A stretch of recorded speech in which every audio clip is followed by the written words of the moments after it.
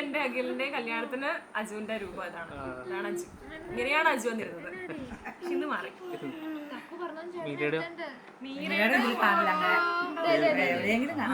ഇതാണ് മീര. നോക്കൂ എന്താ ഇങ്ങനെ നിൽക്കണ മുന്നേ നീ.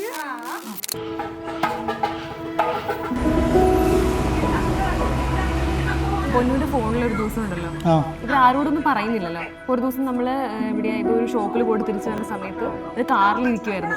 കാറിലിരിക്കുന്ന സമയത്ത് പൊന്നൂന്റെ ഫോണിൽ മെസ്സേജ് വന്നുകൊണ്ടിരിക്കും തുരാന്ന് പറഞ്ഞിട്ട്.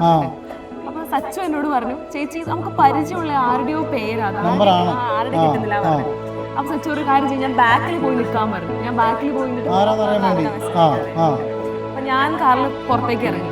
അജു സച്ചു പുറത്ത് പതുങ്ങി പോയി നിന്നു. പതുങ്ങി കറക്റ്റ് അജു എന്നുള്ള പേര് വന്നു. അതാണ് തുടക്കം. ശരിക്കും അതാണ് ഇതിന്റെ ഒരു സംഭവത്തിന് തുടക്കം.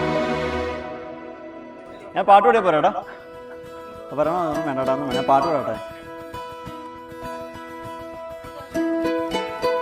ശരിക്കും പറഞ്ഞാൽ അജുവിൻ്റെ പൊന്നിനെ കല്യാണം എന്ന് പറഞ്ഞാൽ ആർക്കും പിടികൊടുക്കാത്ത രീതിയിലുള്ളൊരു പ്രണയബന്ധമായിരുന്നു അവരുടെ. കാരണം എൻ്റെ രണ്ടാമത്തെ അനിയൻ്റെ കല്യാണമാണ്, എൻ്റെ അനിയത്തിൻ്റെ കല്യാണമാണ്. ഇനി അടുത്ത ഈ കുടുംബത്തിൽ കല്യാണം ഇല്ല എന്നുള്ളതും കൂടി ഒരു സ്പെഷ്യലാണ്. അപ്പോൾ അതുകൊണ്ട് ഞങ്ങൾ രണ്ടുപേരും കൂടി പൊന്നൂനും അജുവിനും എല്ലാവിധ വിവാഹ ആശംസകളും നേരുന്നു. All the very best.